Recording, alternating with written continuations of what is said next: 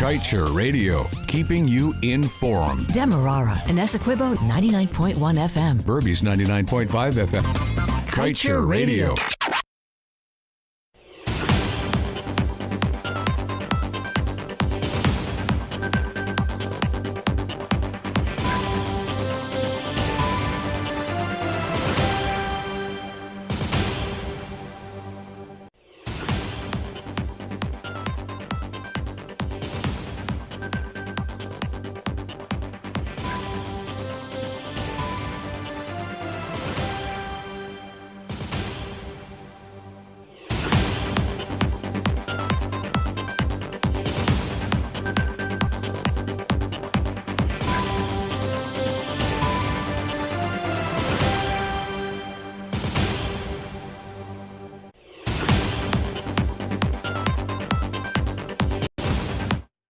Good day. Welcome to your news at noon on Kaieteur Radio. I'm Kevin Smith. Around 5% of Guyana's population is undernourished and a further 43% cannot afford a healthy diet. The United Nations Food and Agriculture Organization has concluded in a new report released this week. With Guyana's population averaging around 800,000, the 5% of undernourished people works out to about 40,000. The report also concluded that in 2020, 42% of the population in the world could not afford a healthy diet, almost 3.1 billion people. Due to the higher cost of a healthy diet, this percentage in Latin America and the Caribbean was 22.5%, or 131 million people, an increase of 8 million from 2019. Meanwhile, the organization said its prevalence of undernourishment indicator is derived from country data on food supply, food consumption, and energy needs, taking into consideration demographic characteristics such as age, sex, and levels of physical activity. And despite the fact that this year's budget is 41% larger than the previous one, and the Natural Resource Fund has over $1 billion, a mere $5 billion, or less than 1%, has been set aside from the $782 billion national budget for cost of living relief. This was highlighted on Thursday at the weekly press conference of the Leader of the Opposition, Aubrey Norton. During the press briefing, Opposition Economic Advisor Elson Lowe noted that despite the yearly increases in the budget, the cost of living relief sum seems to remain minimal.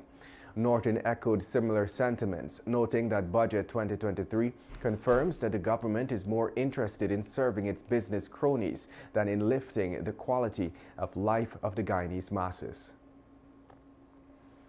Lowe also urged Guyanese to up the pressure on the PPP government so that they release the results of the overdue multi-billion-dollar ExxonMobil cost oil audits. Lowe believes that if citizens remain silent on the audits, the documents may never be released. The Economist told the media that citizens must understand that the precedent is being set as to how Guyana handles its oil expenses. Lowe said that Guyanese must keep in mind that it is over $700 million as well as another $7 billion that is at stake with the current cost oil audits. Guyana is currently unaware of the truth of Exxon's alleged spending, despite the 2-year timeline that allows for the objection of illegitimate cost by the government since it has long expired. And now let's tell you, the accelerated pace of activities in the oil and gas sector has resulted in a massive construction boom. Senior Minister Dr. Ashni Singh noted on Monday, stating that there is a massive ramp-up of the construction of homes, hospitals, schools, roads, bridges, and even infrastructure to support private sector investment. The construction boom has has also placed unprecedented pressure on the sand and stone industries, which are struggling to keep up with demand. Vice President Dr. Bara Jagdeo said last year that the government would be forced to import stone from Canada and other territories to ensure projects are not left stranded or at a standstill due to a shortage of key inputs. And just before we head to a short break, let's tell you that opposition commissioners have raised concerns over the creation of a temporary administrative post by GHK Chair Claudette Singh to carry out the functions of the Deputy Chief Elections Officer. Commissioner Vincent Alexander said that the GHK Chair not only created the temporary operations coordinator post to overshadow the DCEO office, but has also selected a less suitable person to hold the position, despite some 8 applications sitting in the system for over 6 months. Alexander said that the GCOM chair has no authority to create positions or to appoint persons to senior posts. You're listening to Kaieteur Radio, 99.1 and of course 99.5 FM. This is the news at noon. We'll return shortly after the break.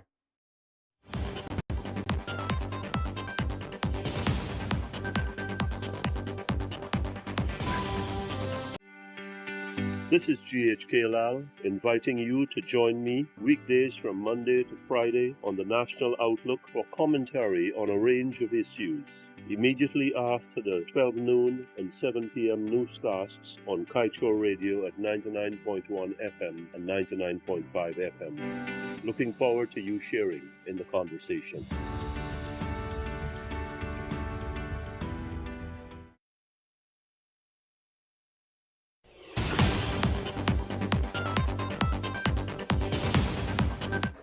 Welcome back.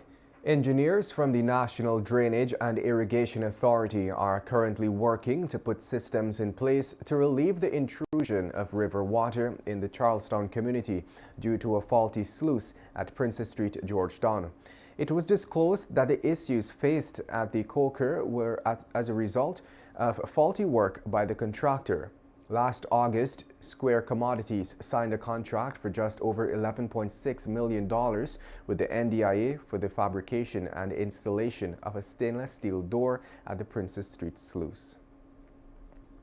Meanwhile, a 20-year-old security guard and a 15-year-old boy are currently patients at the Georgetown Public Hospital after it was alleged by the guard that while clearing his firearm, a shot accidentally went off, hitting him, and the teen was nearby. Police had reported on Thursday that the incident occurred around 22 hours on Wednesday on Robb Street in the vicinity of Border Market. Information revealed that Mohan Mutu, the security guard, was employed by C. Mohan Security Services just 2 weeks ago. He told investigators that he is not a supernumerary constable and is also not trained to use a firearm. Mutu said that he took out the firearm from the waist of his pants to clear it when a shot accidentally went off, which hit his left palm, exited and hit the 15-year-old boy who was at the time assisting his brother to sell. And the Nigerian man, 25-year-old Bethel Chimezi, accused of staging an attack at State House last month, was on Thursday lifted up the Georgetown Magistrates Court steps to be charged with attempted murder and discharging a loaded firearm with intent. Chimezi was brought to the court around 13 hours and he was arraigned before Chief Magistrate, Anne McLennan. He was charged with the attempted murder of a member of the Presidential Guard, Talon Pereira. And I'll tell you, despite the oil revenue-backed 2023 budget being over 40% higher than last year's, it has failed to address the high cost of living problems faced by the nation's vulnerable.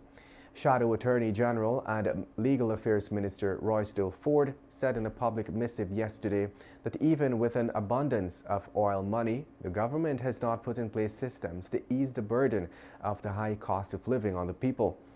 As the parliamentarians gear for budget debates in a matter of days, Ford is already registering his dissatisfaction with the government's proposed spending. Ford described that budget as a poverty trap in the oil and gas economy. He said this year, Guyana's economy is expected to grow by 100% when compared to 2022 and 2021, but the majority of Guyanese are being left out. And I'll just tell you, a former murder accused who survived 2 execution attempts in Guyana was on Thursday shot dead in French Guyana.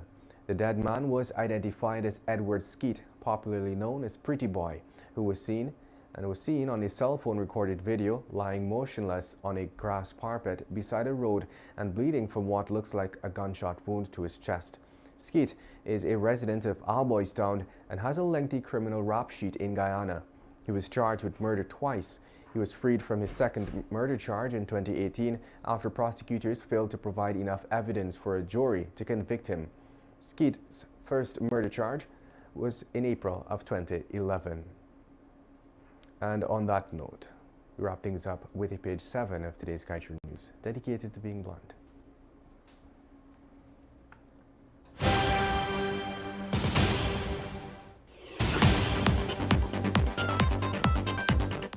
Sick of secrecy. There is the reality of secrecy to the point of national sickness in the oil sector. Yet, for some strange reason, the president says that he is about transparency. It could be that he is either sleepwalking or hallucinating. Guyanese should beware. When secrecy reigns, then skullduggery results. Secrecy will not bring prosperity. Claims of transparency is the height of folly and comedy. And that brings us to the end of today's News at Noon. I'm Kevin Smith. Thank you for listening.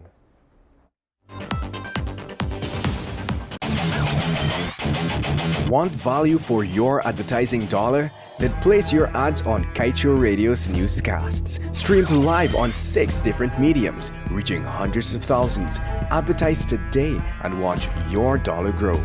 Call us on 225-8465 or 226-8210 today.